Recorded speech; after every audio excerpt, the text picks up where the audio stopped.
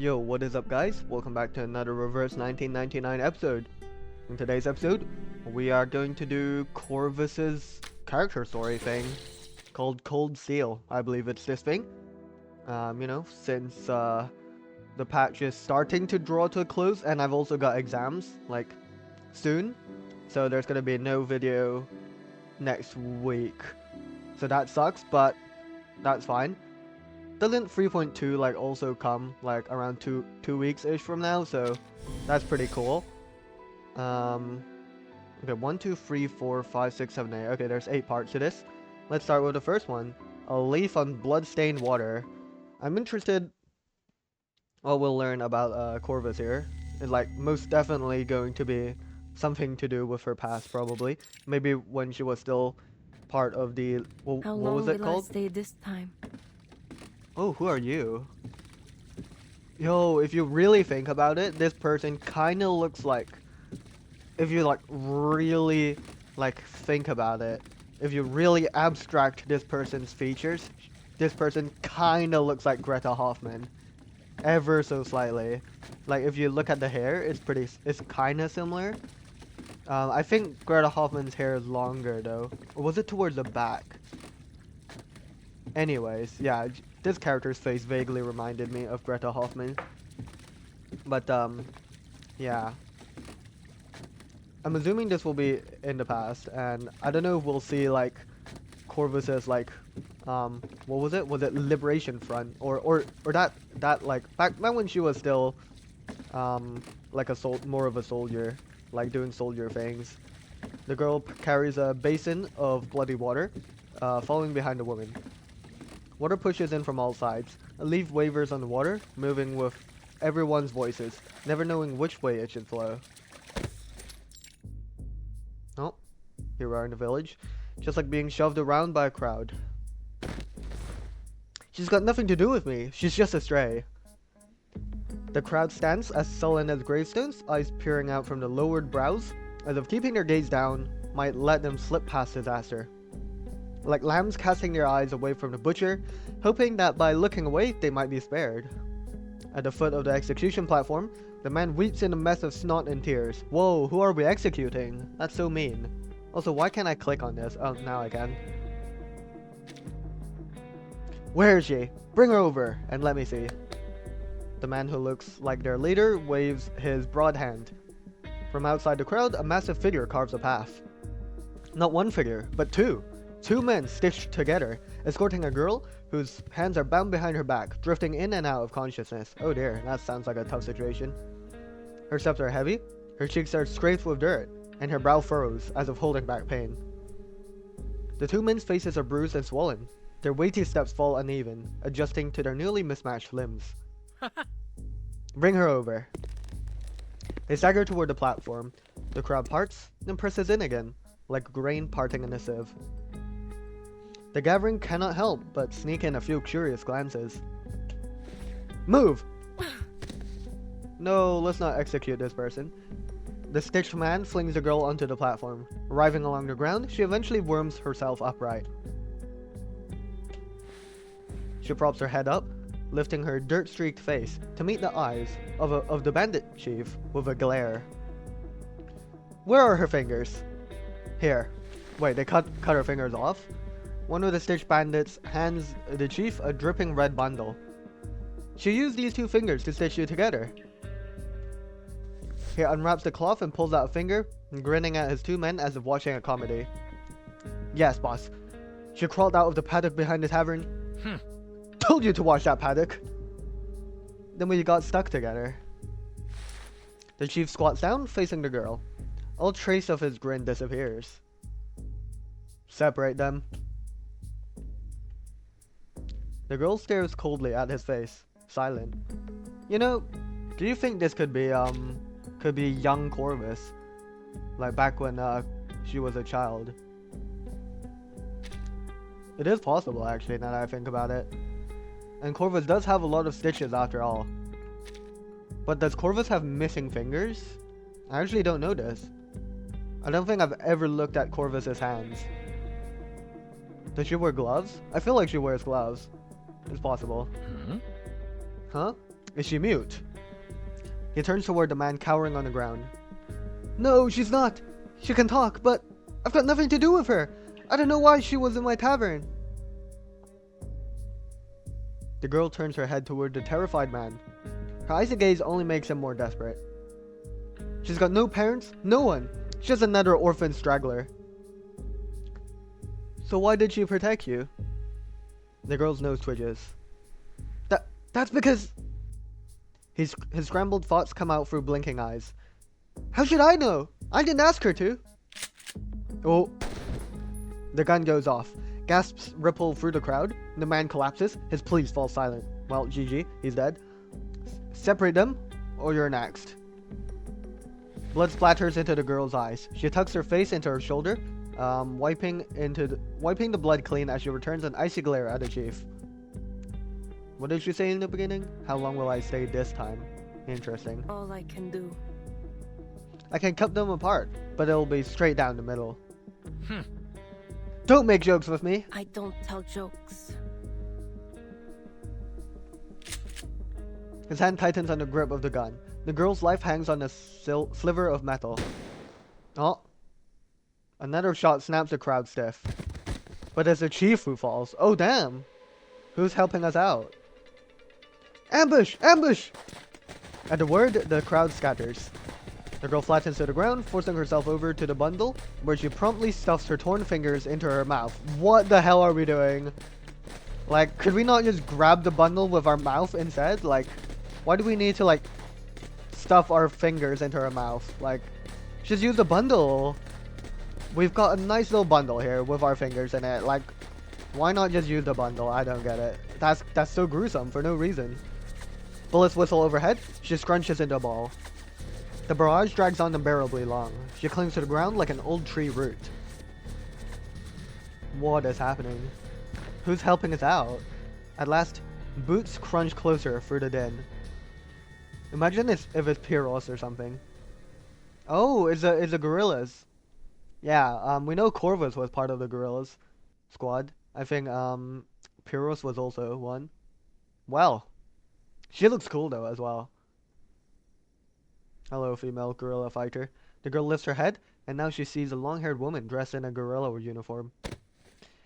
She gives the bandit chief's lifeless body a solid smack with her foot, then turns her gaze toward the girl kneeling on the ground. You're still alive. She crouches down, pulling the fingers from the girl's mouth with a look of concern, though her tone stays flippant. You can't eat that. Oh, come on. How did you get this hungry? You can't eat these. Yeah, I mean, I don't think she was eating them. She was kind of just like holding onto her fingers. Which I must reiterate, I think it's better if we just use the bundle instead of, you know, swallowing, like, putting our fingers in our mouth. Like, I think that's pretty unhygienic.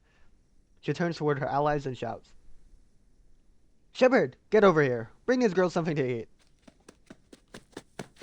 At that, another gorilla rushes over to untie the girl. Don't be silly. You know nothing. Huh? They're my fingers. The gorilla fighter glances at the fingers, then at the girl. She hesitates, then stuffs the fingers back into the girl's mouth. Bro, what? Bro, no! Can we stop stuffing fingers into people's mouths? Like, put it in a bundle. And then, like, what? Can we not just use the bundle, please? I've been all across Araynosia, and not once have I seen anything like this. The victorious gorillas take over the bandit spot. A few of them sit around the execution platform, watching the girl fiddle with her fingers. Shev. Shev? I don't know what Shev means. Does that mean we stitch our fingers back just like that? She rushes over the seam between the severed fingers and her palm, pulling them together with ease. Damn, that's really impressive. Though it leaves a visible line of stitching, her fingers begin to move freely, as though they were never severed. Oh, damn. That's neat. Huh. You reattached them, just like that. The scrawny youth nicknamed Shepard leans in with wide-eyed shock, staring at her finger as if it were a magic trick. Shepard, go on, fish your weeds. Let's see which herb can do that. The bearded man kicks Shepard, who clutches his sword side and shuffles to give him space. A small man tags along behind the bearded giant as he makes his way up to his boss. That trick's pretty impressive. Can you heal others too? The girl nods, then grabs a piece of hard bread beside her and wolfs it down. Slow down, slow down. I'm afraid you'll swallow those fingers of yours. Todor! Here! Go on, Todor. Fetch us a basin of water. The man's scowl is barely visible beneath his brown beard, as thick as a lion's mane. He leaves with his lackey. Where did you come from? She lowers her head, trying to keep her eyes level with the girl's face. But the girl keeps gobbling down food, ignoring her question. Are you all by yourself? Still no answer. Her cheeks bulge like a drum. Watching this, the woman can't help but pat the girl's cheeks a few times.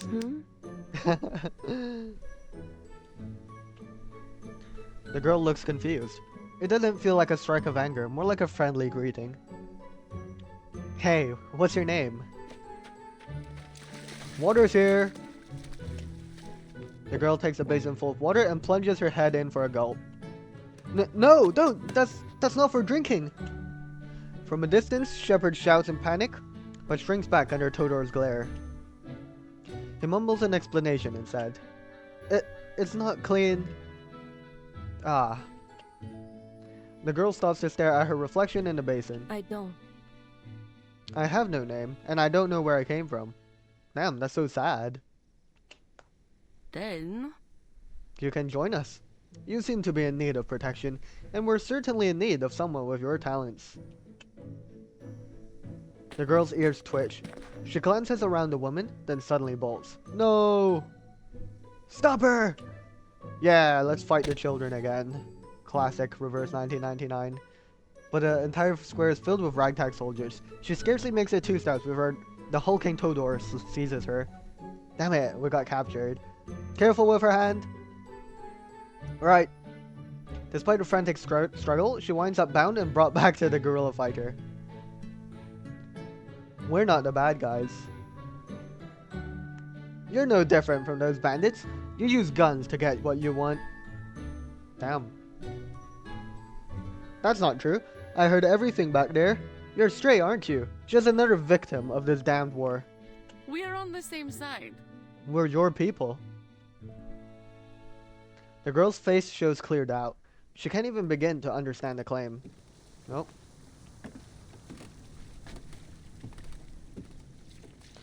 The girl carries a basin of bloody water in her clean hands, following behind the woman.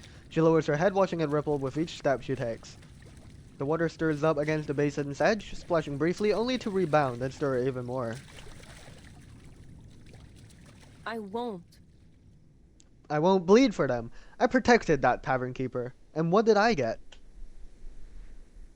I don't need you to fight for them.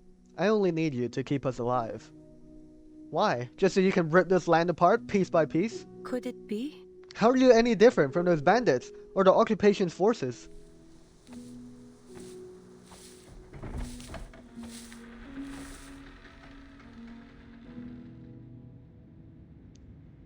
This is our home.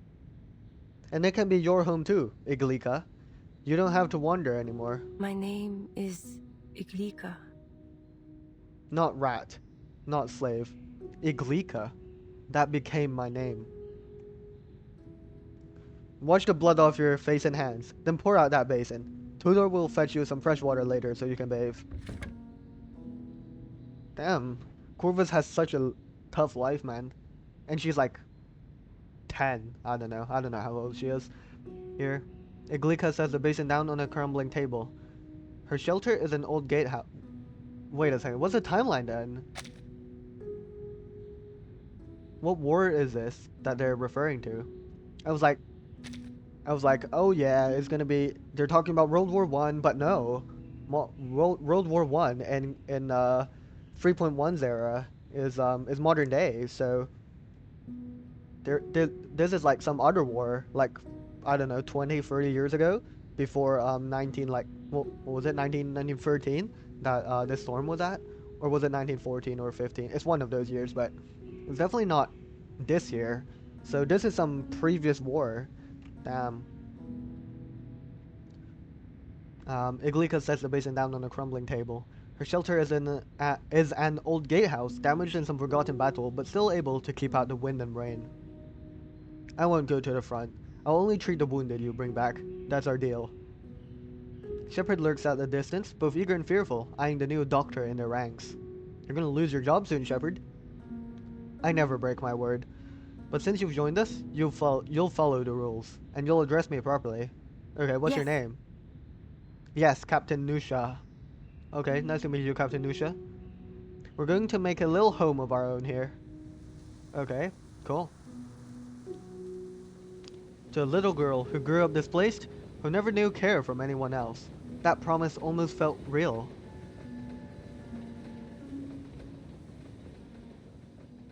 Do tell more, Corvus. Do tell more. Okay, I guess we will continue this on. Ooh, we got a puzzle. By using her arcane skill, Corvus can reconnect blood vessels and stitch a patient's damaged tissue. The blood must flow from the starting node. Use blood vessels sections to connect the starting node to the terminal node. Okay. Okay. Necrotic areas cannot have blood vessels placed on them. Yep, sure. This is kind of grim, no? We're literally reattaching blood vessels out here. That's insane.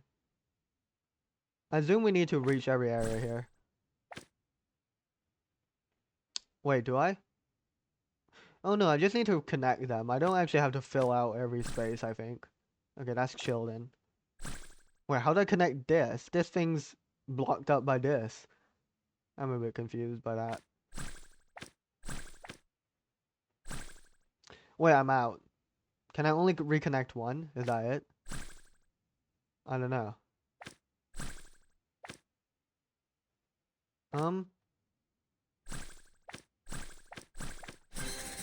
Okay, nice, sure.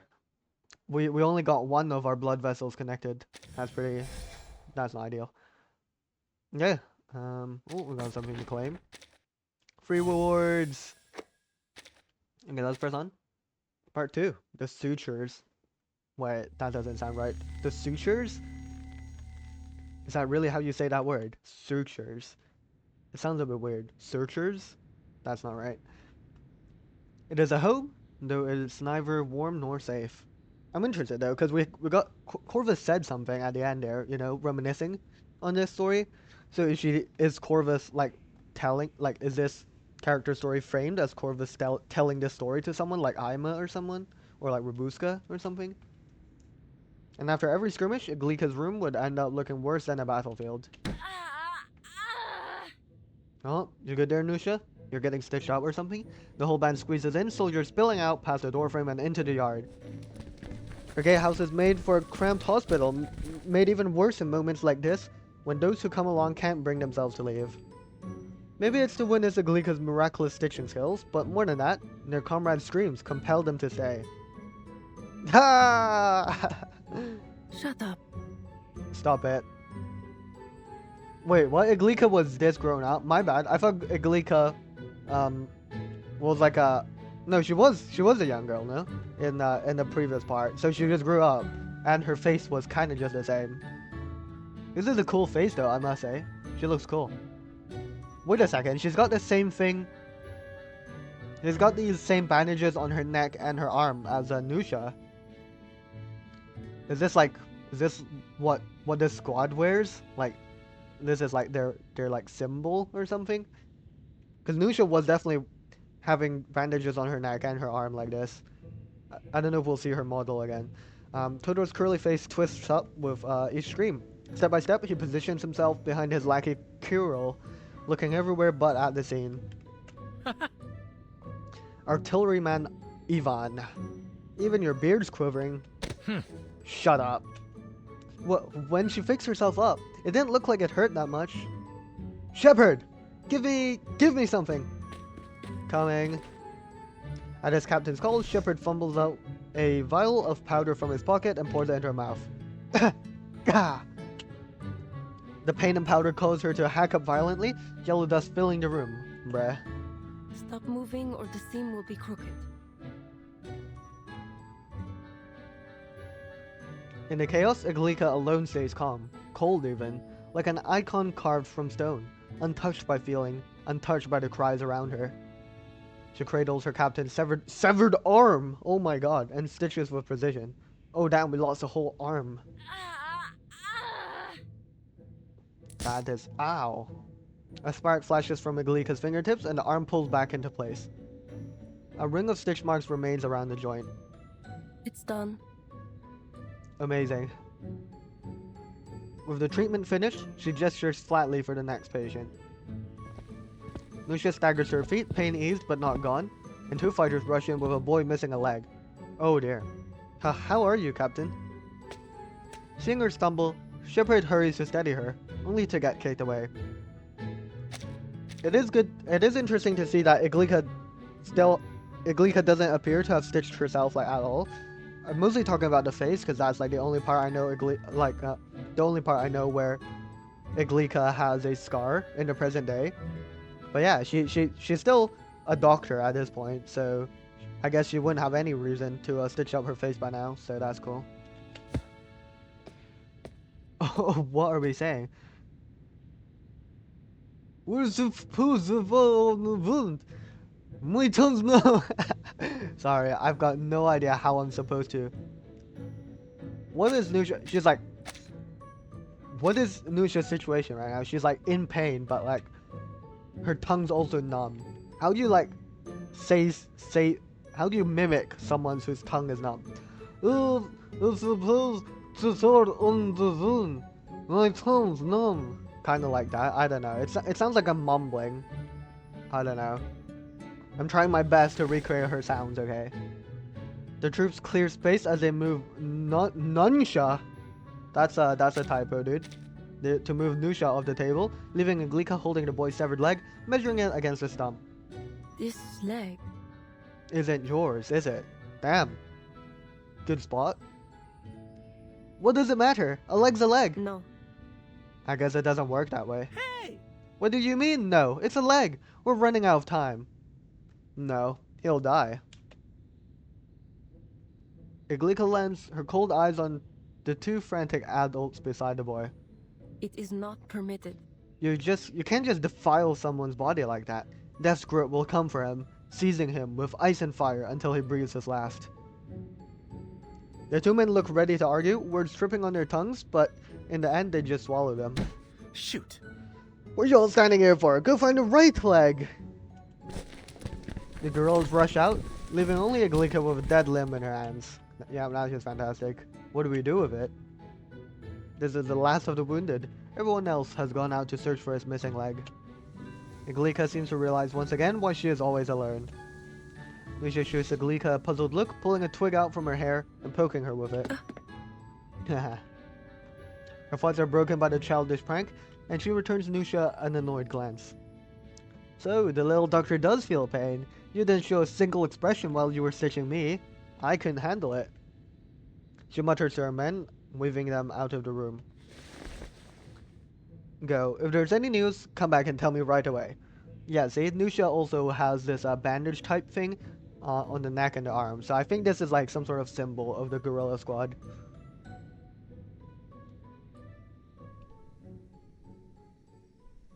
Have we found the leg, guys? Even on calm days, Iglika's gatehouse is never truly quiet. No amount of cold, detached glares seem to stop them from arriving.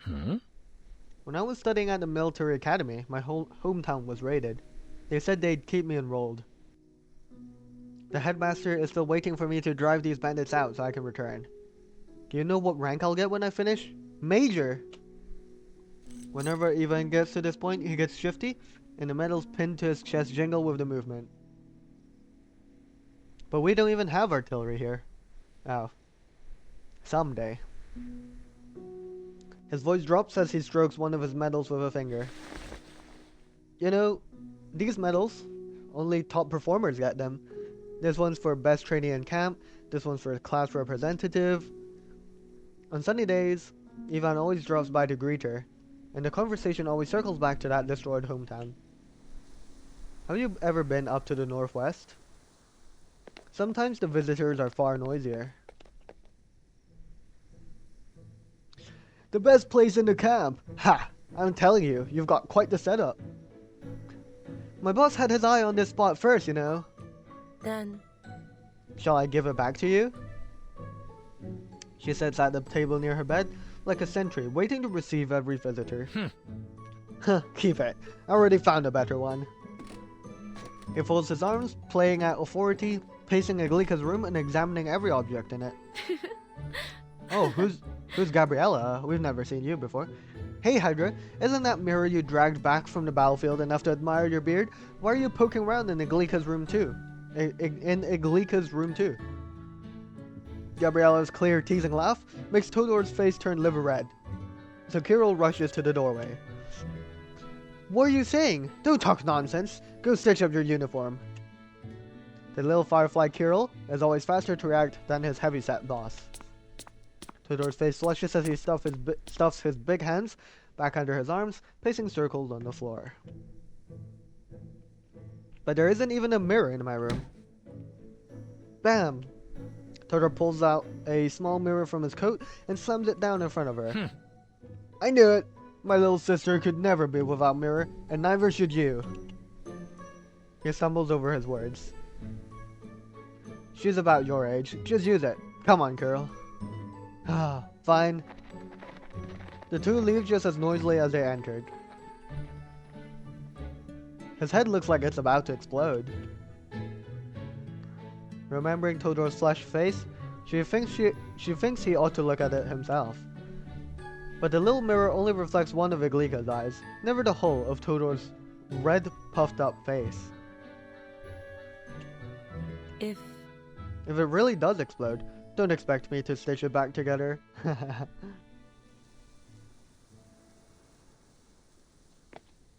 Sometimes visitors come late at night, with Nusha always arriving in a glow of candlelight. No patience tonight. Aren't you bored? She slips inside, one hand clutching a wine bottle, the other carrying a roast lamb leg with a wolfish grin on her lips. I've been busy. What? They can't fight without tearing arms off now? Iglika doesn't answer, only glancing at the pile of things stacked in the corner of the room. Ha, you've got a stash here. Why not use some of it? What's the point of letting it pile up? Her words are always matched with action. Before the sentence is even finished, she's already hauling the whole pile over to the table, onto the table. I don't want to. Nusha freezes, lowering her face close to Iglika's, matching her hard stare. She shifts back, keeping distance between them. Why? They gave these things to you. Why not use them? Nothing comes free. You call this free? She points at her body. Her palms, arms, and calves are all marked with Iglika's stitching.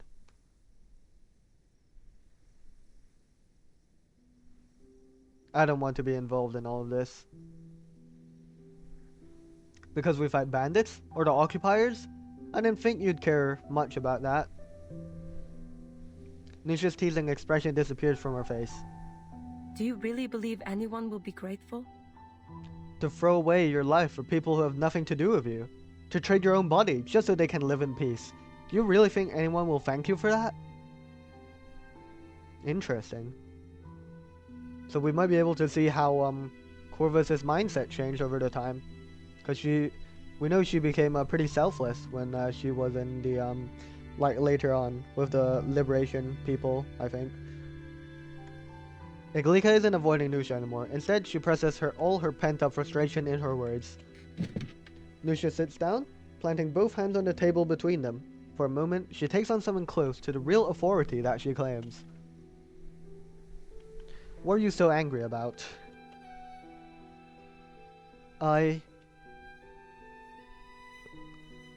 Caught off guard by the question, Iglika falters. She recalls the eyes of the villagers, their limp bodies, yet the strength and anger they showed when driving off starving refugees. She remembers how they feared the gorillas, just as they feared the bandits. All these memories churn, and a nameless rage surges up in her.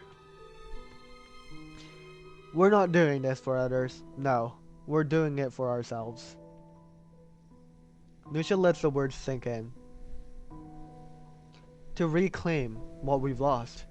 Even if this war never ends, we still have to fight. Otherwise, we'll just keep losing until there's nothing left. Among those you've protected, how many will agree with your actions? Don't try to recruit me. I don't believe in this fight, and I don't believe in allies either. You're just a bunch of violent people thrown together by temporary interests. Call yourselves liberators, conquerors, or murderers. I don't care. Damn.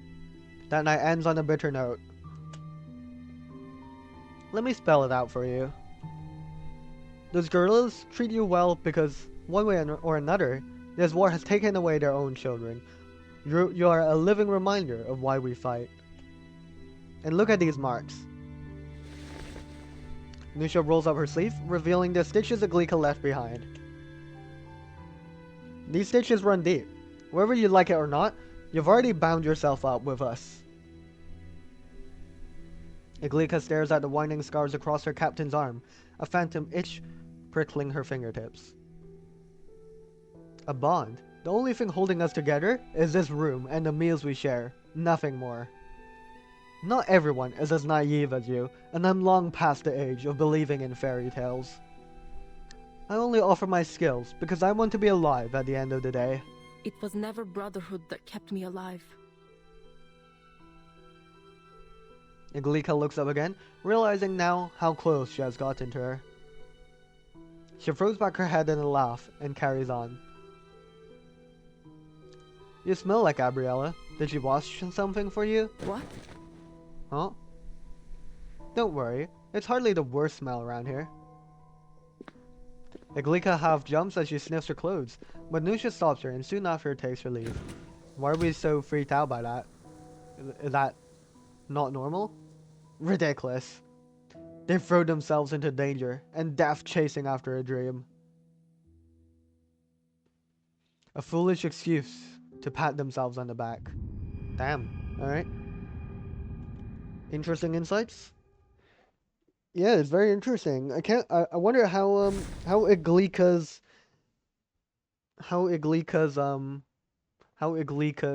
mindset changed over time.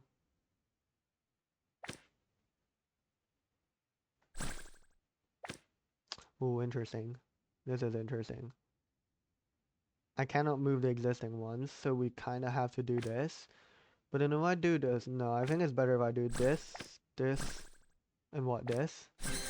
Okay, yeah, I only need to connect one side, I see. I thought I needed to connect both sides. Ooh, Christmas Eve. Merry Christmas, even though it's January. Let's press on, part 3. Christmas Eve.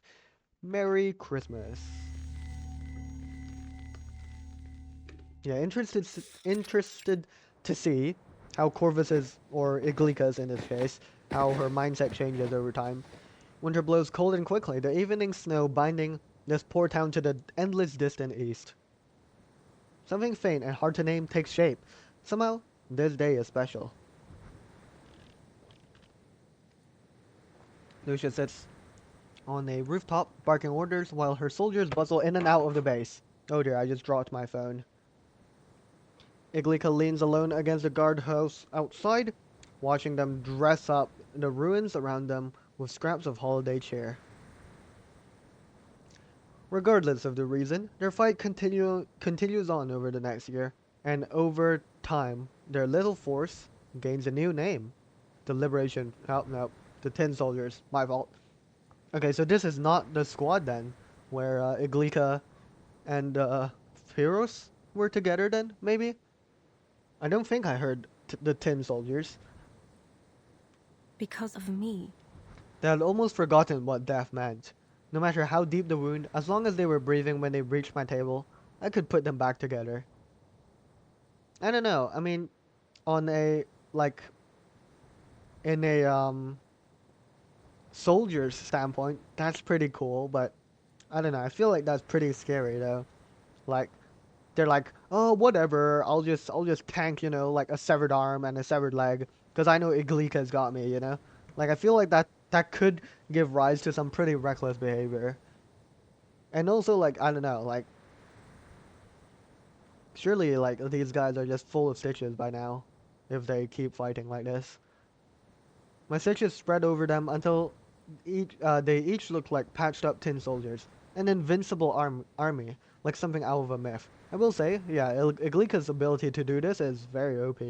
Back then, I only focused on the torn flesh in front of me. I never gave any thought to what it meant. That word, invincible, turns out someone took it as a challenge. Try this poha. Is it pohas? Or pojas? I feel like it's not pojas. It might be pohas. Iglika. Amidst the stream of people going in and out, a gorilla steps out, holding a red belt. She gently wraps it around Iglika's waist, studying her carefully. You should wear more red, Iglika. It suits you. A bit of white embroidery would look even better. She unties it with a smile and slips away. Thanks? Thanks, Gabriella? now, Now they're out there celebrating Christmas Eve, like drunken fools.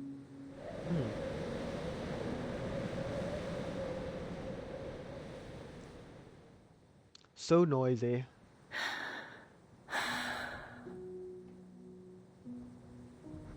It's quieter here. She brushes snow off a rock outside the courtyard and sits down. After a while, the cold seeps in through her boots and into her flesh. Iglika! The girl turns. Through the mist of her breath, she sees a face, the red belt in her hand, shining bright against the snow. Will we ever get to see Gabriella? Maybe not. What are you doing sitting out here? Iglika stares out toward the town. The guerrillas can't risk staying in the town itself. There is always risk that the occupiers might arrive. Instead, they set up camp in an old woodcutter's camp on the side of a barren slope. But for now, at the foot of the mountain, children walk house to house, singing carols. Smoke curls from chimneys. Someone carries a bundle of straw to lay on the floor. Not a fan of the season?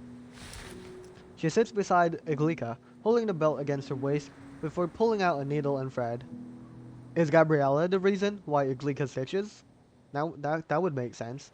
And the red belt thing kind of reminded me of how Iglika made a scarf for Ima. is it because...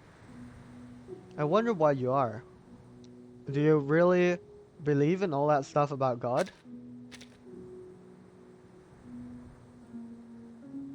Sometimes I struggle to, but I believe even my doubts are part of his will. Damn. She folds her hands and bows her head in prayer.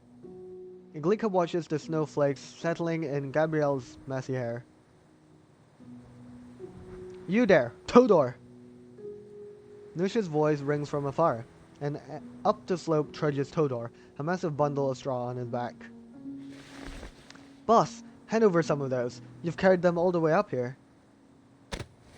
You think you can carry it all yourself?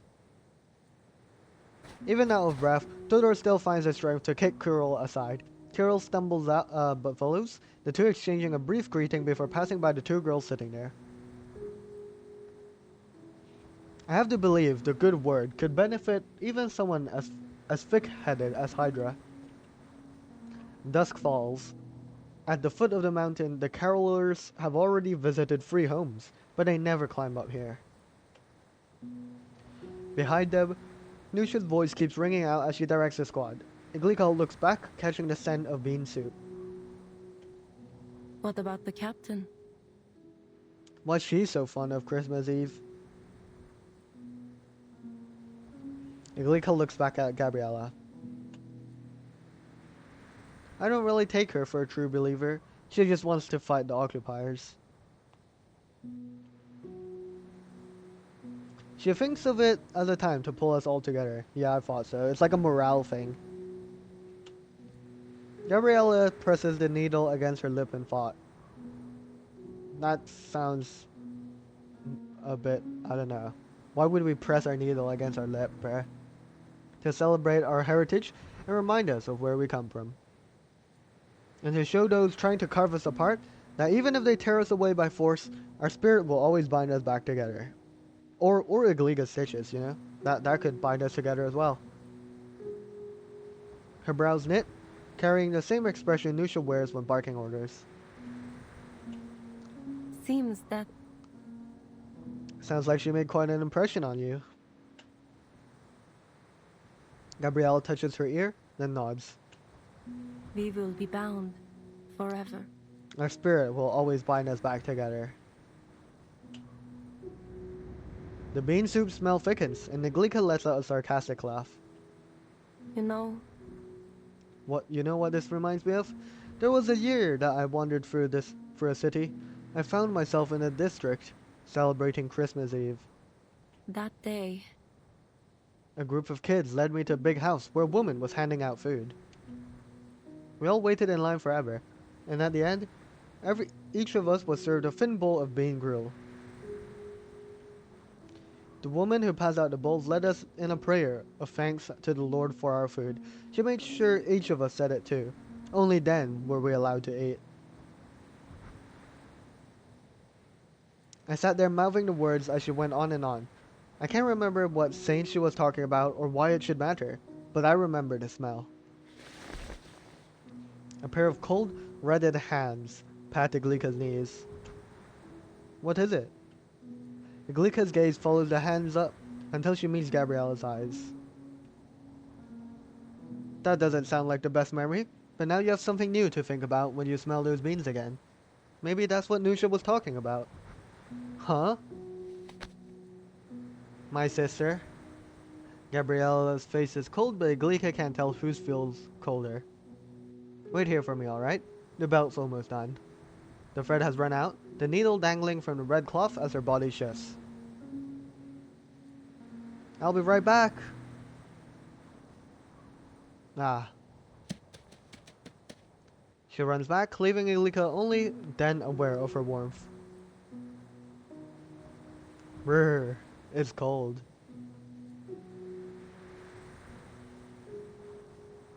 Night settles.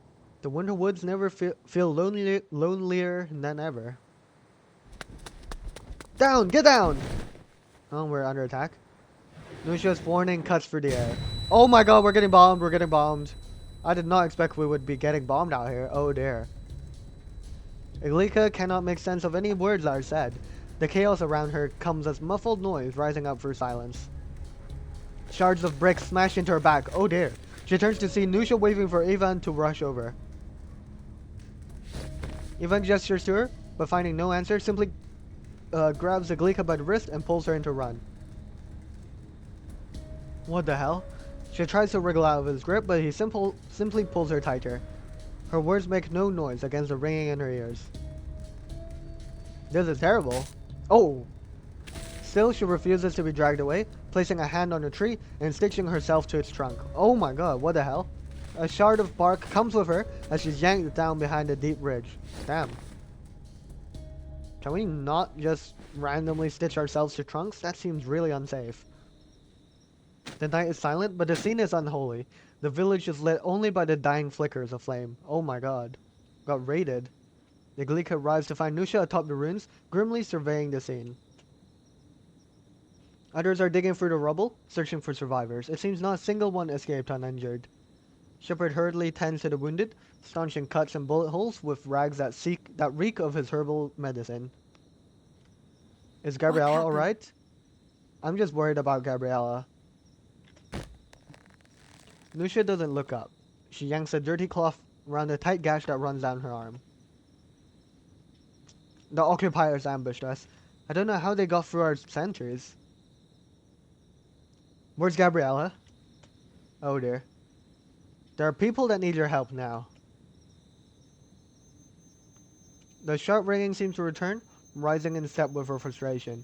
The smell of that damned bean soup is still caught in her nose.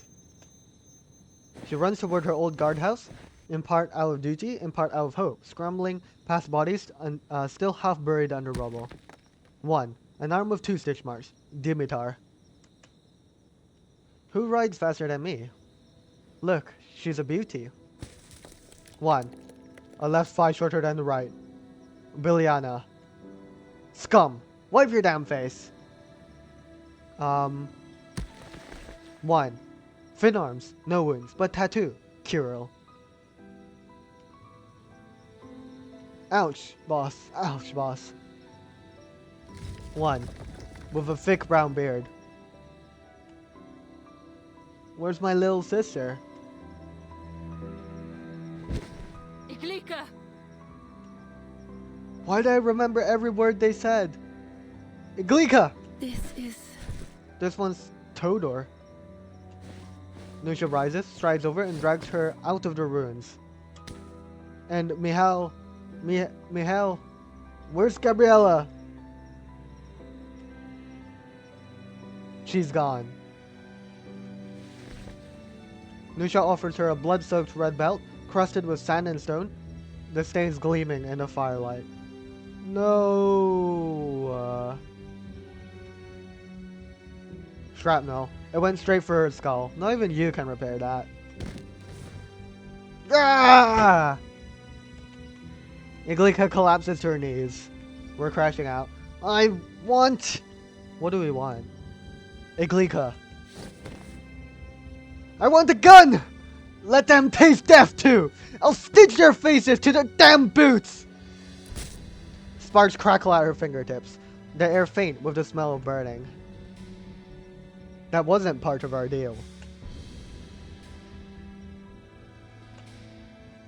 The sting on her cheeks leaves Iglika dazed. Now, if you don't want to lose more comrades, you better go help Shepard. Damn, we got team wiped. Iglika stares blankly towards the firelight. For a blur of tears, she sees a dark figure rushing about. Who is it? If you have even a shred of sense left. Nusha brushes her swollen cheek. You'd know these hands of yours weren't made for killing. Damn. Oh my god. This is not ideal at all. Our team got jumped by the fellas. What were they called again? Damn it, I actually forgot the exact term of the bad guys here. But yeah, I can't believe they got to us, man. That sucks. On Christmas Eve as well. Terrible. Let's press on. Square one. We're back to square one. You hate to see it. She was right. By the end of that night, we lost over half our men, and the enemy was clearly prepared to return. We'll fall back to Furmaniki. Furmaniki? Furmaniku? On my knees in that snow and mud, stained black by fire and red with blood, Nusha spoke words that filled me with shame. At that moment, I was sure I wanted vengeance. Furmaniki, a rich and beautiful city, at least, by the standards of the time. Whenever I think back to it, I can still see the sunlight glinting off the sea. I think... It must have been at dusk. Oh my god, it's the island of Apeiron! Now I know. It really is dusk. Iglika perches on a roof beam, staring out toward the glittering sea. The winter sun leaves the water languid and tranquil, almost like it was made of ice. She pulls the belt from her pocket. It is a travesty of bloodstains and dirt, but she can't force herself to wash it. Gabriella. I remember you said you'd like to visit once we won the war. But you didn't win, did you, Gabriella? It was December 30th, by the Julian calendar, when Nusha brought what remained of their troops into the city. Nusha disappeared. She said it was to report to headquarters. Though the notion they had been a part of, any formal army confused her. She was left alone in the back streets, watching countless unfamiliar faces pass below her perch. Iglika! Iglika! I thought for a while that she must have run away, but 2 days later I heard her voice again. Lucia looks rougher than she had before, but nonetheless energetic as she rushes toward her. Iglika! Iglika! She was like some wild woman clutching a fat rabbit.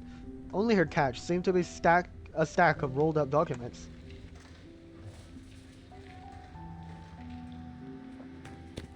We're not beaten yet! What is that? The words barely leave her lips before she begins to stumble and collapse. While she rested in a hospital, I was tasked to begin recruitment. Rather than... She directed me to a station, though it soon became clear it was far from anything I expected. I began to understand this organization was more secretive than I knew. She finds herself in the church, surrounded by young men and women no older than her. Some are younger. None of them look ready. Solemn oaths are sworn, and the choosing begins. You, and you. The chosen march proudly behind him, mimicking the older soldier's steely and grim expression. He leads them to a corner of the underground chamber, a spot where they can look out over the others, with a strange and dark sense of hostility. Another steps up, her demeanor entirely different, though no less joyless, as she begins her selection. Nonchalant female gorilla, okay. Arcanists step forward. Several of the young recruits obey. She quizzes each one about their arcane skills, then takes her pick from them. Other commanders whisper, and then one by one claim more recruits. The numbers dwindle. Those left to be chosen stand awkwardly in widening space. That's unfortunate. So what are each... So I guess there's like the organization with like different commanders, and they all like select people like for their squad, I guess. In the silence, two of the elders presiding over the recruitment trade glances. One walks up to Glika. Which unit do you represent? Nusha. I see. These are your recruits then, girl. They'll make fine soldiers, everyone. He beckons the shy youths forward. No. Iglika steps back, refusing to meet their eyes. These weren't soldiers. They were the walking dead. We weren't marching to war or glory, just to our graves. To blood-soaked snow and charred ruins. I'm not Nusha. I can take your lives into my hands. I can bear their deaths. The elders falter at her rejection. This was just a trick. From the very beginning, she's dragged me deeper into this mire. So, I would found myself bound to them, just like I was before, to make me care, so that I might throw my own life away for them. And she was right. Fine, I will. Damn. The rest of these recruits are mine. No? She turns to face the doorway, where Nusha stands steadying herself against the frame. For our homeland.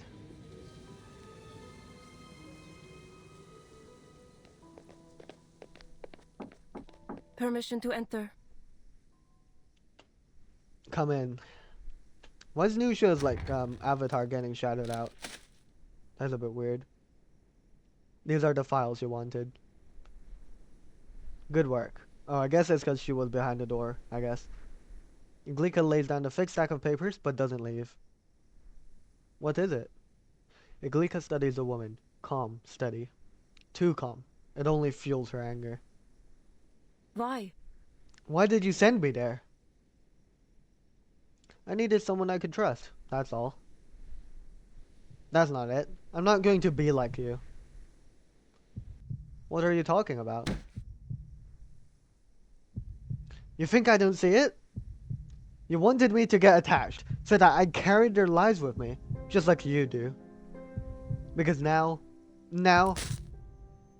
she sees 1,000 stitches running from body to body, a homunculus of corpses wearing her seams. Their quirks, their rambling words, their dreams, their homes. Are you scared? Scared? Iglika lets out a scornful snort, then frowns at her own anger. What is it you're resisting?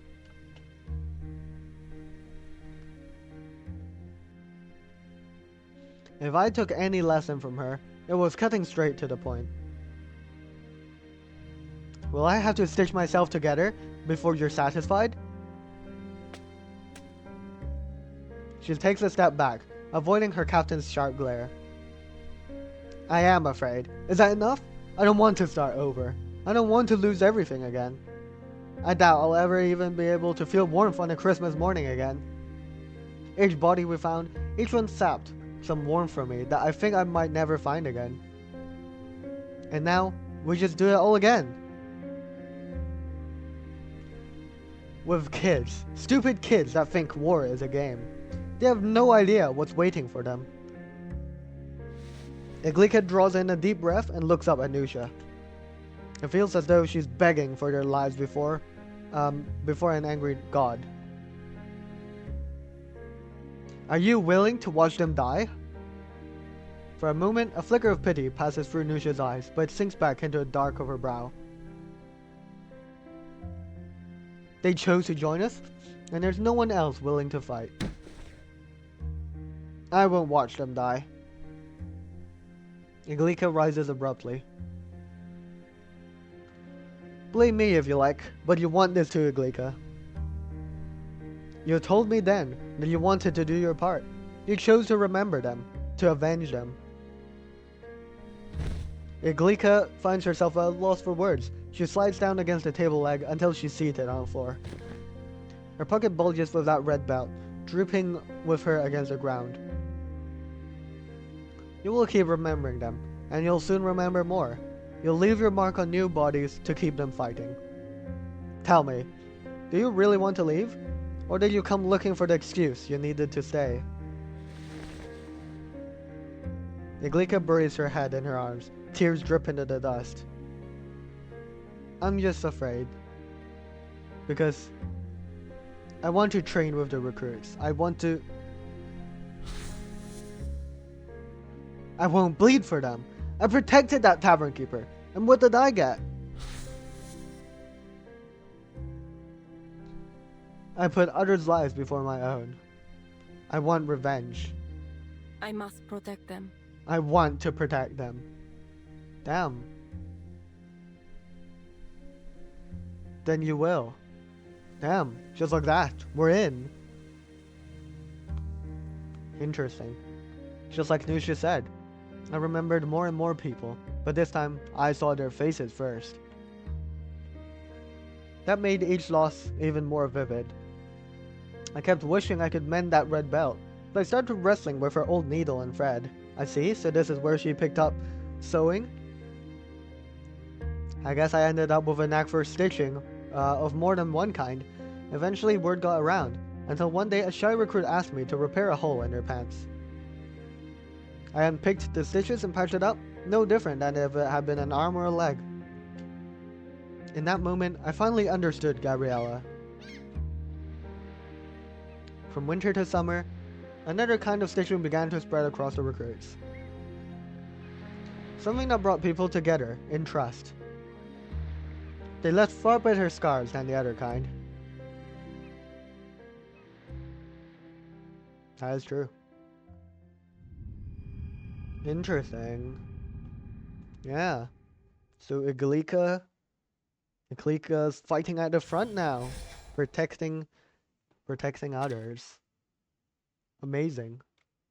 But there is still half of this story to go though, so what more can we see about her story? For long days of training and scattered skirmishes, I began to accept what I had lost and what I would lose. In the end, I found my memories were like a hard stone. All I could do was wrap them in flesh and blood, leaving time and pressure to smooth their edges. But no amount of time could quiet the rage I felt at the occupiers who took them from me. This fight was never my cause, Not until that cold Christmas morning. But then, But soon, Nusha brought us good news. Let's go.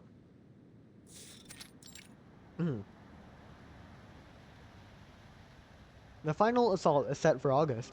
This battle will decide it all. Let's go. If we take Trezivo, Trezivo, we can build a home of our own. Let's go. What W? Freedom! Freedom at last! Their young voices rose in unison, as if their cheers alone could rebuild their war-torn nation. We were to be embedded as part of a larger attack group. The whole unit was preparing, gathering weapons, scouting terrain. But from the first gunshot, we all knew something was wrong. Oh dear. We were stopped outside the city, unable to even break the first line. Oh no. Take cover! I need those trenches reinforced. Where the hell is the third company? Did we get betrayed, bruh? Are they like working against us? To get the squad killed? No contact!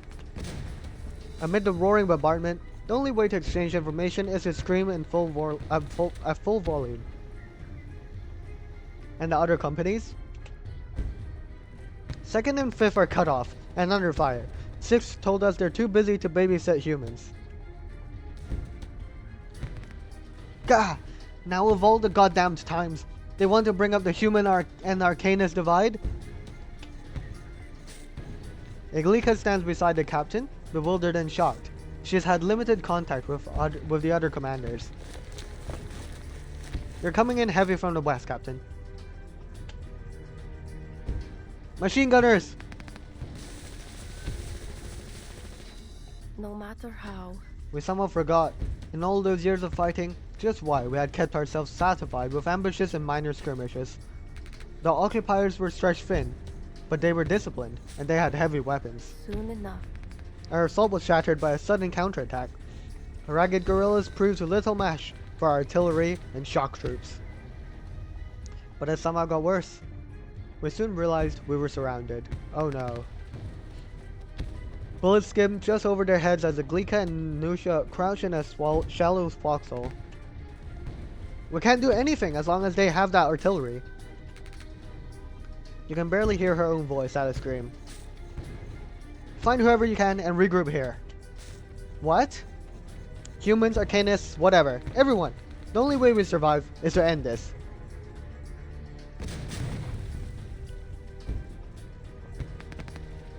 You and you. Pick 2 men of your own. We're forming an 8-man assault squad. Alright. Just 8 people? Wait, that's kind of crazy. She pokes her head up to call 2 veterans forward, but is forced back immediately by gunfire. What are you doing? I'm taking care of that artillery. As she moves to climb out, Iglika yanks her back. What are you going to do? How? In her panic, Iglika's arcane skill sparks, binding Nusha's collar to her hand. Fix my clothes when I get back. She rips free and crawls out of the crater, leaving only her words behind. Damn. How's she gonna do this? There's an armory that way. Watch for smoke! Hey! Wait! But Nusha is already too far away to fall back. Damn. What do we do? Oh my god. We got banged. Bombed. Bruh, no way I said banged. No, we got bombed. Another blast rattles the ground as she stares out toward Nusha.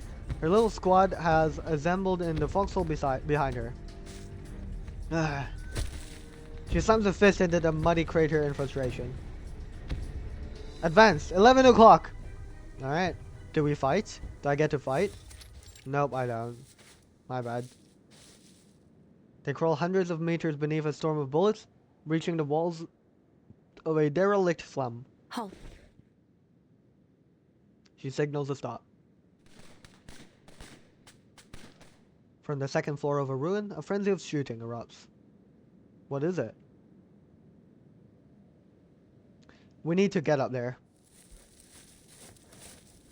Okay. Iglika gestures for the few remaining recruits to flank left and right. They nod, moving with silent coordination toward the building. Once in position, they await her signal. Ready? She mimics a throwing motion, then hurls a helmet opposite their approach. Go! Alright, the recruits charge into the ruin. Iglika and Ivan dart toward the building. Forward in the opening, sorry. Oh, we broke into a house. I'll try to take you all with me.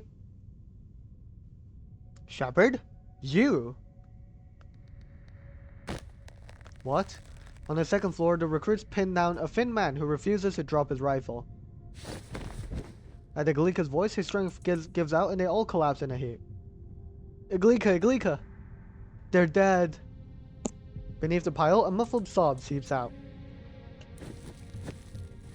The recruits scramble up, revealing Shepard sprawled on the floor in tears. Around him lie empty rifles scattered across the ground. My herbs, they couldn't stop the bleeding. They're dead. Like you said, it'd be better to feed them to the sheep. Where are the others? They went south of the city. Come on, we'll bring them back. Iglika reaches out and pulls Shepard to his feet. Point away. Everything's going wrong. Just like that. So I did all that I could, rounding up our scattered comrades. Not many were crazy enough to join us, but by the time we reached the city limits, we were nearly at full strength.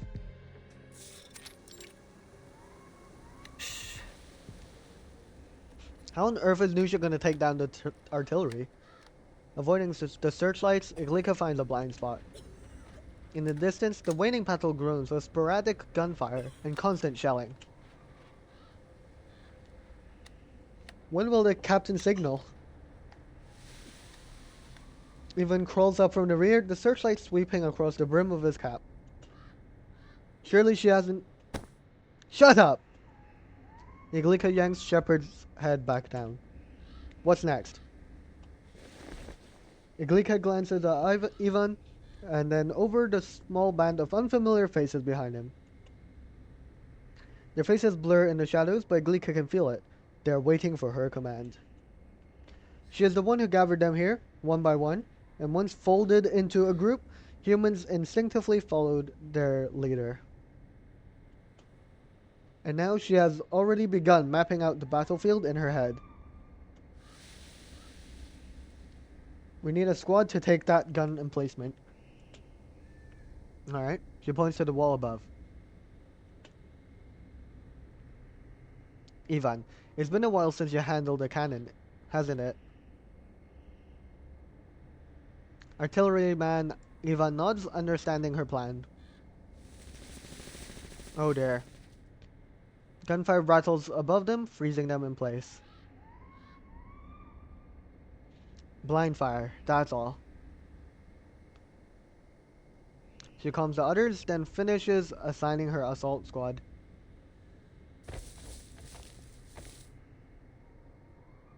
Iglika slinks toward an opening in the fortress and peers in at the defenses inside. You're with me. Once you're in, hold the corridor. The rest follow. Alright? No shooting. The others nod. Oh. Iglika threads the line from her fingertip for a crack in the window, binding the latch. Damn, that's pretty nifty. With a faint sound, the window swings open. Proceed. Move. The squad slips inside. Alright. Inside the city. They swiftly take down a few careless sentries. But just as they move to seize the infantry gun upstairs, the iron gate creaks open. Officers step through. They meet terrifying strangers, their smiles vanishing. Oh dear. Oh. Two shots ring out at once. A panicked young gorilla fires and dives to the occupier's pistols. Fire! Go loud! The silence inside had lulled them. They had forgotten the danger they were in. The sudden burst of gunfire jolts Iglika. Upstairs! Okay. Let's get there, guys. Dodging shots, they cut down the guards and gunners by the artillery, holding off pursuers drawn in by the noise. But on the terrace, Iglika sees it. The barrel of a cannon on a distant tower turning their way. Oh my god. Huh? Something explodes in the distance. What was that? Oh my god. This building might not survive long. The explosions come one after another, too large and too frequent for an artillery barrage. It can only mean one thing. They're targeting this building specifically. Quick, Ivan! Ignoring the quakes and the looming cannon, Ivan lunges for the tower's own artillery. He adjusts the barrel like he's rehearsed a thousand times, seizes the enemy's hesitation, and fires first. Damn. Cover him! She orders her squad to help Ivan take the terrace and lay down suppressing fire, letting him unleash volley after volley. Impressive. Seeing the enemy's fortifications in flames, the Liberation Front rally and renew their assault. Soon they storm into the city. Amazing. But Iglika doesn't rush to join them. She turns back toward the blast site. Comrade, Have you seen Captain Nusha? She moves against the flow, toward explosions, shouting to every fighter surging into the city. None stop to answer. Comrades, have you seen Nusha? She should be here. Chaotic footsteps stamp smoldering fires into ashes as streams of victorious rebels leap over rubble to reach the city center. Comrade, ah! She trips. A foul scorched stench hits her nose. She sees what she fell over and gags. Wait, what? A charred corpse. Oh damn. No trace of humanity left. Ugh. She scrambles up, meaning to ask someone else. Comrade? What, is it Nusha? Iglika's voice dies. The fighter she hailed hurries on. Nusha? Trembling, she steps back to the corpse, staring in disbelief at the unrecognizable remains. All blackened, limbs severed, she fights against the thought that it could be her. but How? How could I even know? This body... Is it? She collapses to the ground. But these... the breaks in the body... They're all... The arm? Ah! stop moving or the seam will be crooked. You won't... Ah! Why does it hurt even more? No way. No. No. She shuffles backward on the ground, horror on her face. Her palm brushes something familiar. It's Nusha's collar, still stitched to her hand. Nusha! Nusha! She recoils, resisting. Nusha! A shout echoes in the ruins, drawing glances from passing fighters. Nusha. Her strength gives out. The name falls to a whisper. I brought them all back, one by one. Everyone. She hopes somehow that she can hear her. Your mission's over. You did it. Mine's done too. Why? Iglika? Ivan follows her into the ruins, stepping carefully over scorched ground. Who is this? His voice shakes. He knows Iglika wouldn't kneel before just any corpse. On the ground, she trembles, staring up at him, unable to speak a single word. Oh my god, everyone's dead! If it were the captain, what would she say? She would. Oh, come on. How did you get this hungry? You can't eat these. She's... a name. A voice. A smile. Did you even picture it would end like this? In her mind, she laughs and grips Iglika's hand, but urges her not to linger to keep moving. Iglika bows her head low. Covering her mouth, she forces herself to speak words she imagines Nusha would say. She gave herself to this revolution. Iglika's nails dig hard into her cheek. Let her rest in peace. Everyone's dead, bro. The Liberation Front's getting cooked, bro. At least we won, right? We won. We got a hold of the city. Is that a W? I don't know. It's like a costly victory, I guess. A game of Ultimate Stitch. What the hell is Ultimate Stitch? Anyways, let's press on with part 6. Oh my god, there's still 3 parts to go. What more do we have? The whole Liberation Front's like cooked. Well, no, it is just Nusha, kind of. Iglika did save like kind of everyone else for a while after. I still tried to pretend that body couldn't have been hers. It wasn't grief, not really. It was because without her, it felt like nothing could really change. And in the end, I was right. The flags were swapped, and for a while, for a little while, but it all meant nothing.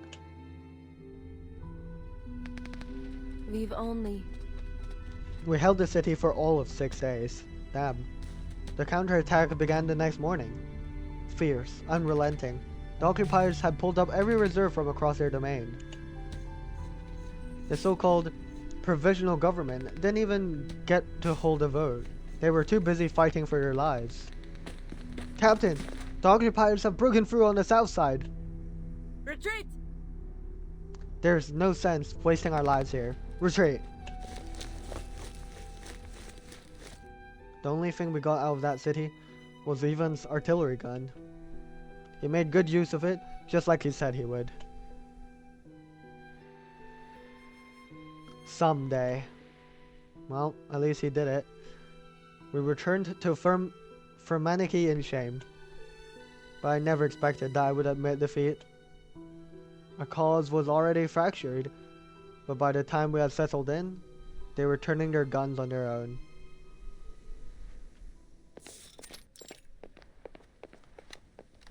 What's going on?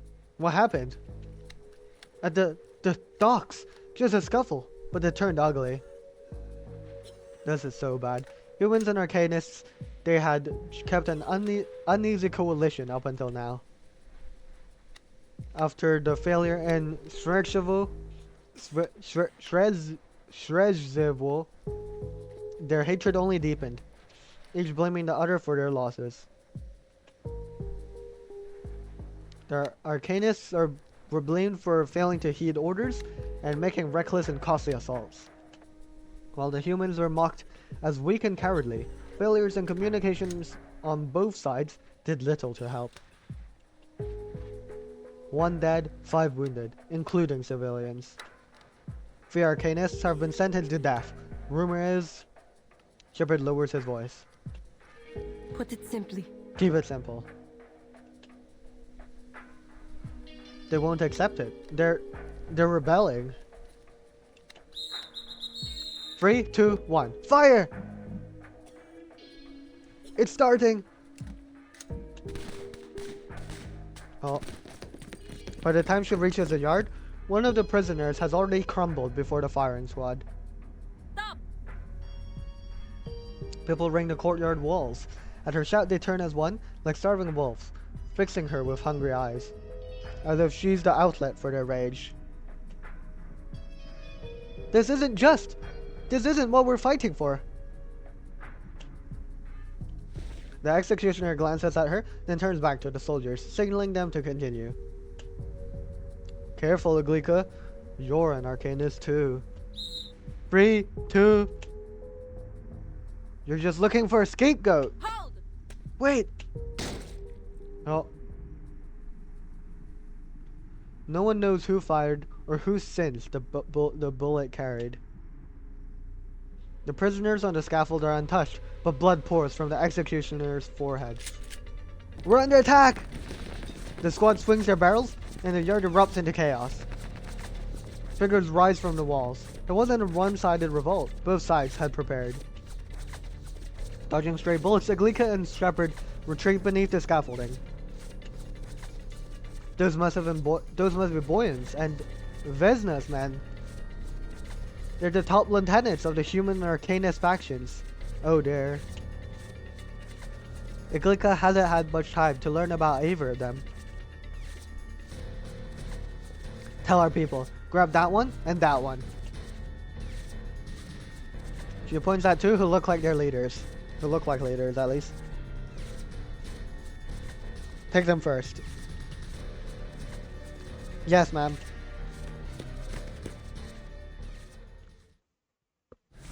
Oh. Oh, we're jumping right out here. Okay. Two bridge points have appeared inside a wound. Okay, sure. No problem. That makes sense. So we kind of have to just go this way. I'll make use of this. Oh.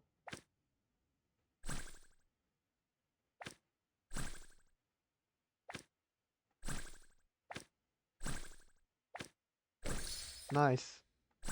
Oh wait, oh, it goes out there. Oh, I see. I get what it means now. I see. There we go. I thought it just went directly through. Good stuff. Stop! Ceasefire! She drags the she drags the two instigators up to the scaffold, and her troops force the factions apart. Seeing their leaders in her grip, the fighters falter, soon disarmed by Iglika's men. Shepard, find some medics for the wounded. On it! The medics rush in to carry off the injured. Below, the others stare up at Iglika and their captured leaders, uncertain. Infighting. Really? Nusha, what did your life buy us? How many brothers and sisters did we lose at Shrezhevo? And now your unfinished task falls to me. Dead silence. Do we have any time for this? Iglika's voice rises, ringing out. Where? We are the Fraction Liberation Front. We're meant to unite this land, to build a home of our own. We will be bound. I can't let your forever. death mean nothing. I have to unite them, like you did. Are we not all comrades? We eat from the same soil, drink from the same rivers. We lived together, shared one dream. Faces of the fallen surface in Iglika's mind, each carrying a piece of home. Nusha had brought them together, filling the map. How could I watch that map fall apart? It's kind of blinking weirdly, the text. Look around you! Our enemies are not here. They're in Shrezhevo, waiting for us. She steps forward. Fighters glance at each other, not knowing what to do. We shouldn't! Do you think we have the bodies to spare? What was that? General! The gunshot draws every soldier's attention. One of them snaps to attention, saluting toward the doorway. Following the sound, several soldiers escort an older man inside. Wait, what is happening? Who is this? Though his face shows age, he stands tall and upright. Behind him trail a hardened male officer and a languid female soldier. Boyan and Vesna? Oh wait, weren't we working with these guys before? Yes, and that's got to be General Space? Shepard whispers a name into her ear. They're just pawns. Someone higher up is calling the shots. With Space's arrival, the soldiers stiffen, fixing their uniforms. Pick up your guns! Get out, worthless dogs! The human troops fall into line and march out. Then the woman speaks, and Iglika recalls her face, the reckless Arcanist commander she saw at the recruitment ceremony. Let's go. She shrugs, leading her people away. The two minor captains exit with their men as the tall old man approaches. Guys. You did well just now. You're the girl Nusha brought in, aren't you? Yeah. His face is kind, his tone unassuming. Were it not for the way he stands, he'd seem no different from any old man on the street. She fell in stretched over.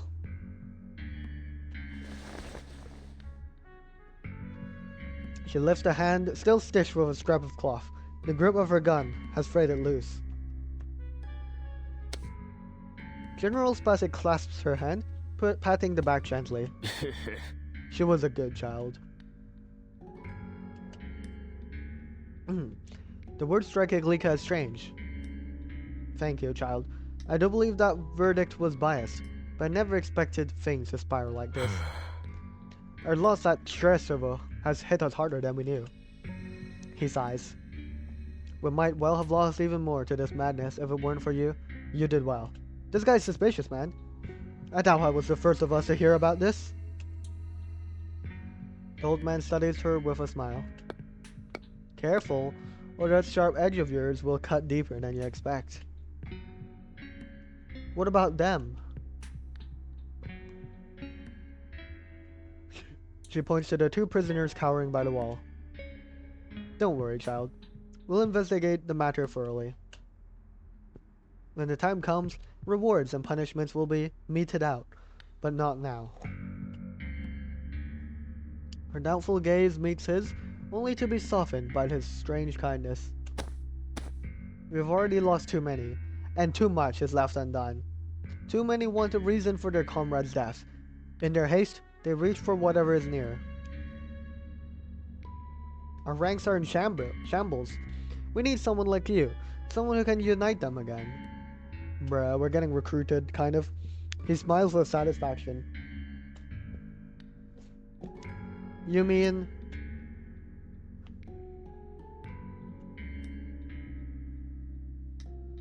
He gave me command of a force 3 times the size of our old unit. Then just like that, I was off to Orenosian, to the Orenosian border. I never learned the final verdict. I was already mired in skirmishes and battle plans. Rumors from the city were few and far between. Damn, we're a commander now, officially. That's crazy. That Iglika has such a pivotal role, you know? Like such a key role in her unit.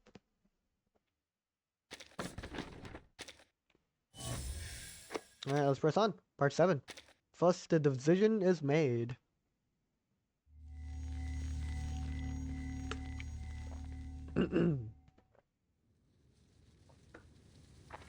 I returned to that little border village, and I rebuilt that woodcutter's camp. I even lived in that old gatehouse. This time, though, it wouldn't be a makeshift hospital. Now. We had new medics, far better than me at healing. Oh. And I. My duty was to hold the border, to keep out the enemy. My heels were caked with soil from east to west. The evening sun slants through the doorway. Iglika's guard, leaning on the frame, dozes off. Inside, Iglika is embroidering a cloth already clouded with patterns. Then, a noise shatters the quiet. What is it? Oh my god. What now? Nothing good ever happens, bro. These guys are screaming in, like, fear. The guard jolts awake, straightens his back, and steps aside.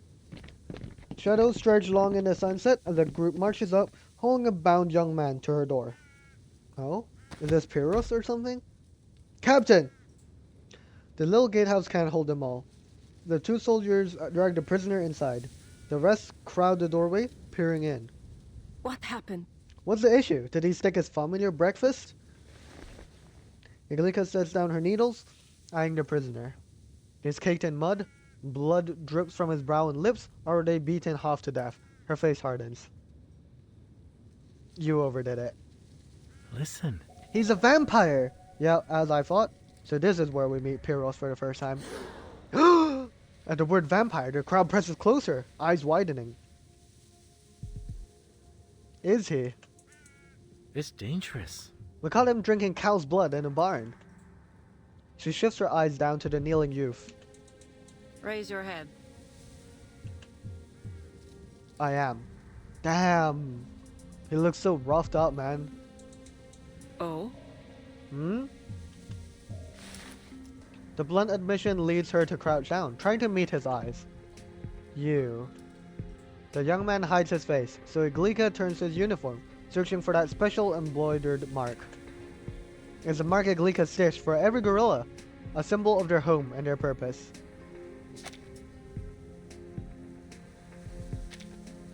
A grassland? Up north? She racks her memory. There...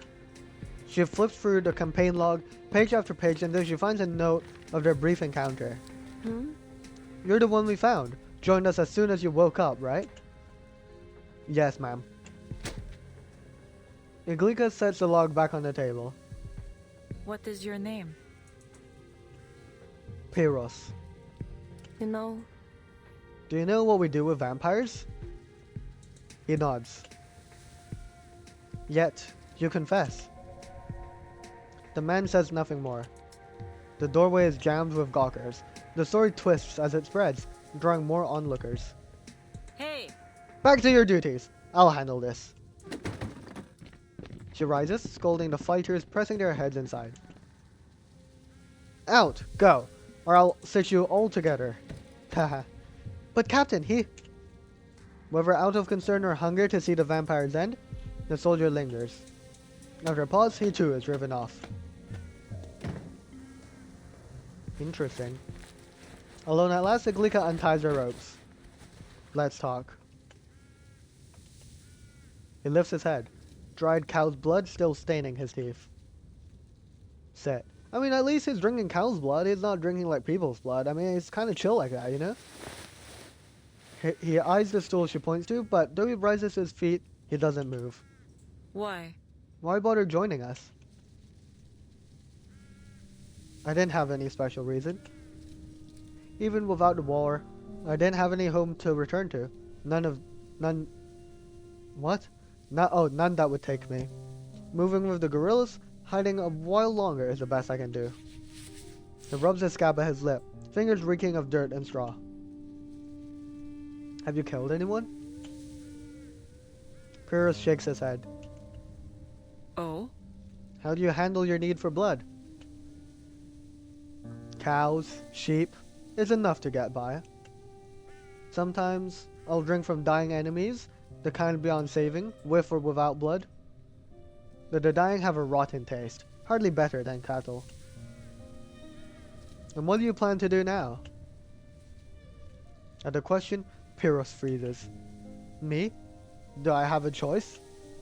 If I don't kill you, what will you do? Run.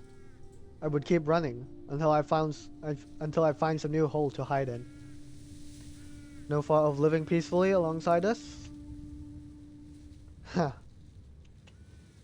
I can't help but laugh. Just because I've fallen so low, don't think that my kind are soft. We are predators, and you are our prey. How could there ever be peace between us? Is it truly not possible? She holds an expression at once firm and sincere. Pyrrhus looks at her and remembers his sing of the sun that day. If I said I had killed people, would you still think this way? Iglika frowns. If you've broken the law, then the law should judge you.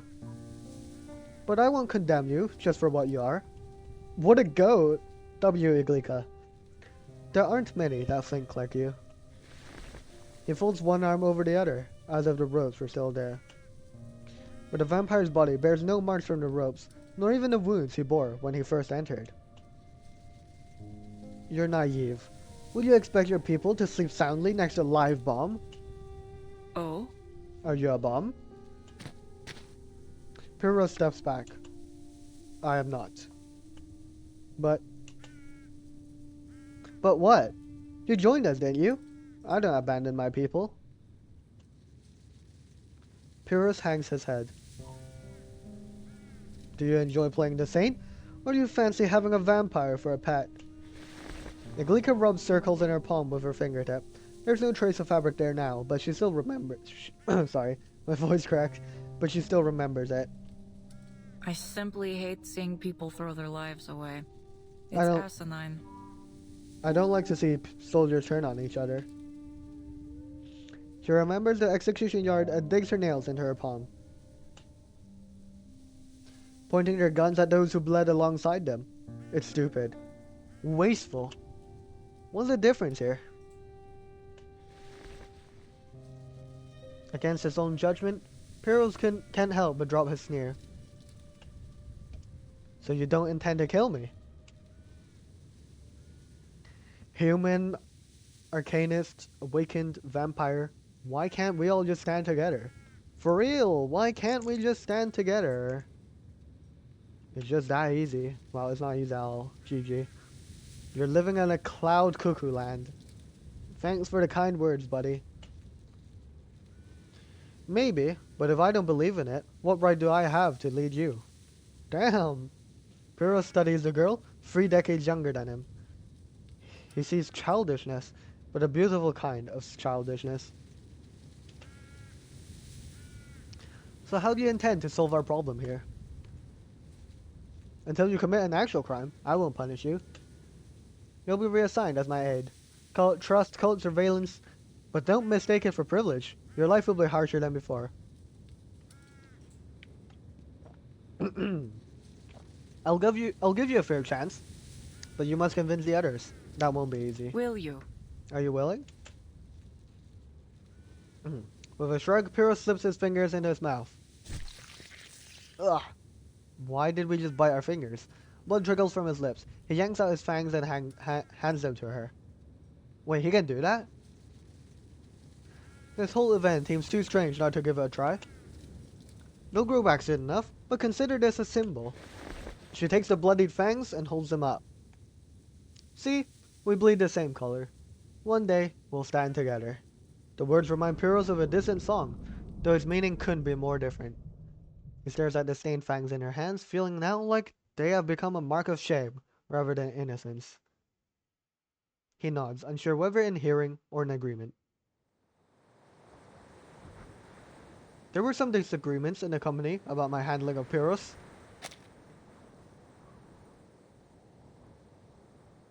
But I had earned their trust, and in time, so did he. Over the years, their suspicion turned to deep and lasting friendship. Even when he was reassigned, no one revealed his secret. It seemed I was only one step from our dream.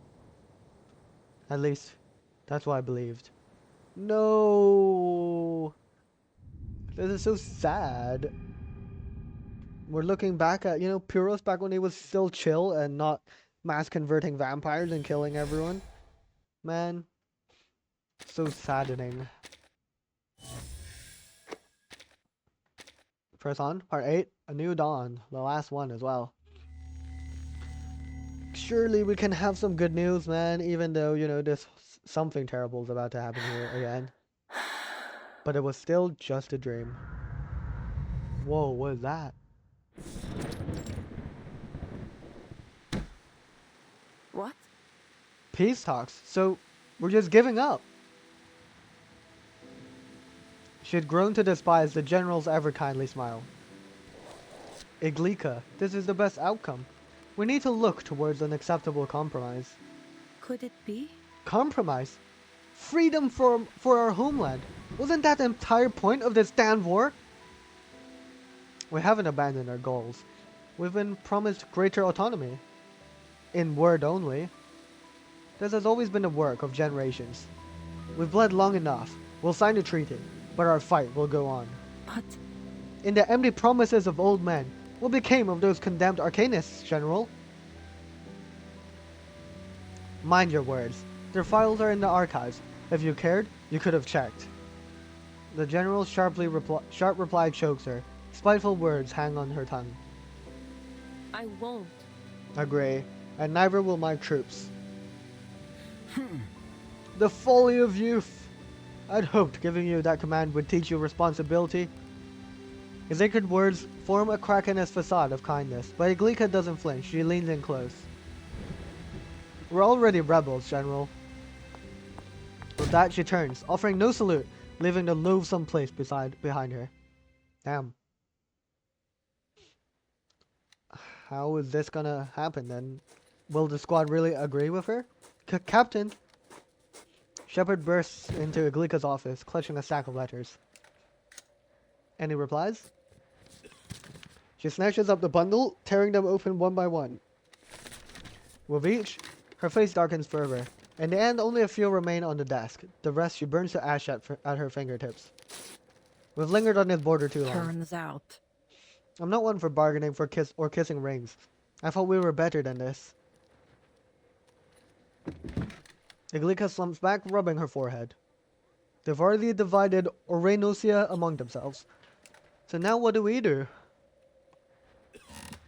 She leans back, the front legs of her chair tipping up. In a cracking sway, she feels as if she's walking a tightrope. There are still a few we can trust. Get these letters out. She points to the last few letters she has to send. Then, I'll call a rally. Go. Yes, Captain. As he turns to leave, a soldier delivers another envelope. Looks like there's one more. Leave it there. Ah. It sets it on Iglika's desk and leaves. Alright. Why is the music so weird all of a sudden? She eyes the letter with suspicion. She thought she'd already received them all. Who could this one be from? Very suspicious. But staring is useless. Iglika lifts the envelope from the desk and slices it open. Run. We're getting bombed. And we got bombed. Man, we're getting bombed. We're getting bombed. I guess the general didn't like our idea of not negotiating. Flames roar in her ears. Her body feels nothing but numbness. No. No. Wait, our arm. Our arm's gone. I hope we've got our arm. She tries to lift herself up, only to realize one of our arms is not there. Oh. I don't know what that means.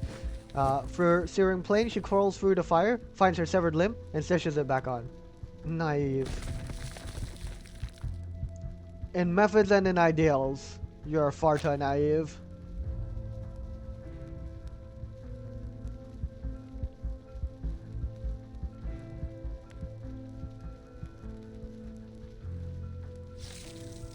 She wipes blood from her face, feeling torn flesh under her fingers.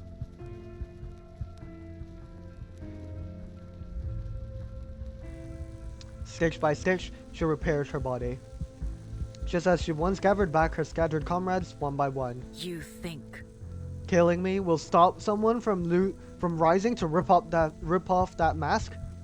You think killing one will silence the rest? You chose wrong. fire can't kill me? Fire can't kill me. Damn. That's crazy.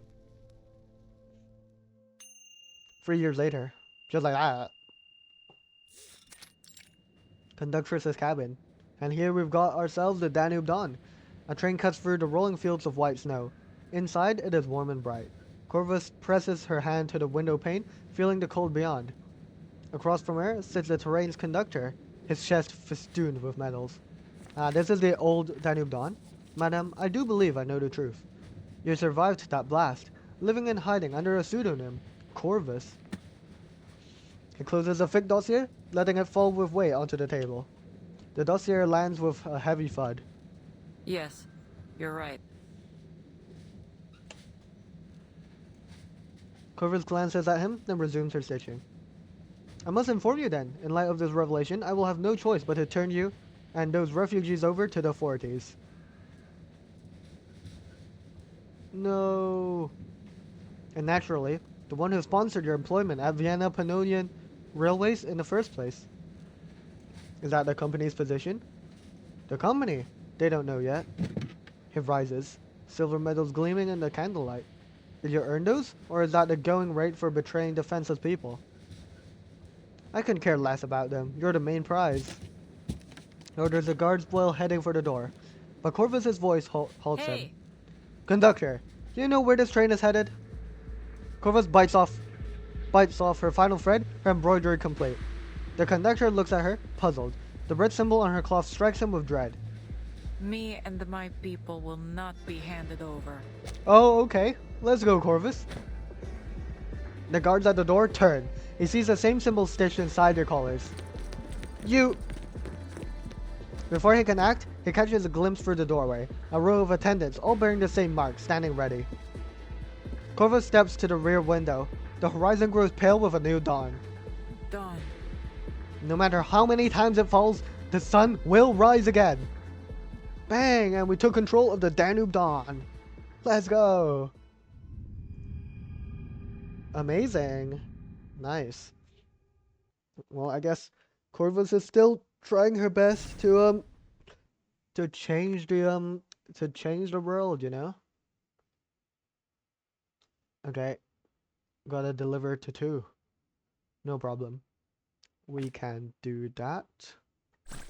So what do? I do like this. That does 1. And then this kind of goes down here. Do I want to curve it up? I guess I do.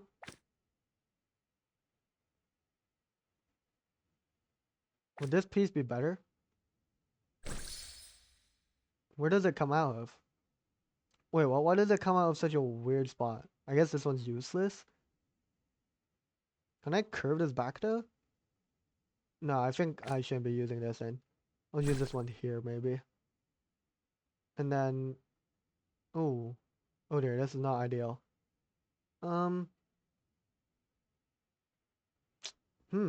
Wait, this is actually quite puzzling. But yeah. Man, Corvus's backstory, dude, like, it's just so sad. So devastating. Like, rest in peace to everyone who died. Gabriella, the other people of the squad, Nusha, bro, and Pyros. We saw a little glimpse of Pyros. He was back in his younger days, you know. But yeah, I can't believe it, bro. They flippin' tried to bomb her. Flippin' corrupt people, bro. I can't lie, bro. I'm really struggling with this. Why am I struggling with this? That's one. But then there's this one that I'm failing to connect. Oh, wait. Can I? Now, this is embarrassing. How am I not... How do I use this thing specifically? Let me try and reset, dude. 1, 2, 3, 4, 5, 6, 7, 8. We got 8. Okay. I mean, this seems like such an obvious path, but let me see. What happens if I do this? Oh, if I do this, the path becomes like this. Oh, okay. I think it's directional then.